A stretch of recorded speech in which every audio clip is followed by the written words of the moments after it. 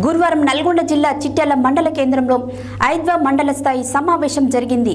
ఈ సందర్భంగా ఐద్వా జిల్లా ప్రధాన కార్యదర్శి పాలడుగు ప్రభావతి పాల్గొని మాట్లాడారు. గురువారం చిట్యాల మండల కేంద్రంలో ఐద్వా మండల స్థాయి సమావేశం జరిగింది. ఈ సందర్భంగా ఐద్వా జిల్లా ప్రధాన కార్యదర్శి పాలడుగు ప్రభావతి మాట్లాడుతూ కమ్యూనిస్టులు పేదల పక్షాన ఎర్ర జెండా నాయకత్వాన అనేక ఉద్యమాలు నిర్వహించారని, పోరాట ఫలితంగానే తెలంగాణలో భూముల పంపకం జరిగిందని, వెట్టి చాకిరికి విముక్తి అయిందని, మహిళలకు రక్షణ కల్పించబడిందని అన్నారు. అలాంటి వారసత్వం కలిగిన సిపిఎం అభ్యర్థి జహంగీర్ను గెలిపించినట్లయితే నిరంతరం ప్రజల కోసం, ప్రజా సమస్యల కోసం, పరిష్కారం కోసం ప్రయత్నం చేస్తాడని, పార్లమెంటులో మహిళలకు అనుకూలమైన చట్టాల రూపకల్పనకు కృషి చేస్తారని అన్నారు. మహిళలపై మోడీ ప్రభుత్వ హయాంలో నిరంతరం దాడులు జరుగుతున్నాయని, అత్యాచారాలు, హత్యలు పెరిగిపోయాయని ఆవేదన వ్యక్తం చేశారు. మహిళా రిజర్వేషన్ బిల్లు అమలు చేయడంలో మోడీ ప్రభుత్వం ఘోరంగా విఫలం చెందిందని అన్నారు.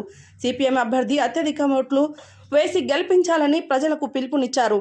ఈ సమావేశంలో ఐద్వా రాష్ట్ర కమిటీ సభ్యురాలు జిట్టా సరోజ, జిల్లా కమిటీ సభ్యురాలు కృష్ణవేణి, అండాలు, ధనమ్మ, వీరమల్ల కేదార్, అమ్మ బండారు, విజయలక్ష్మి, జానకమ్మ, నాగమణి, వరలక్ష్మి, ఎన్ చంద్రకళ, హేమలత, ఎల్లమ్మ, అలివేలు, మంజుల తదితరులు పాల్గొన్నారు.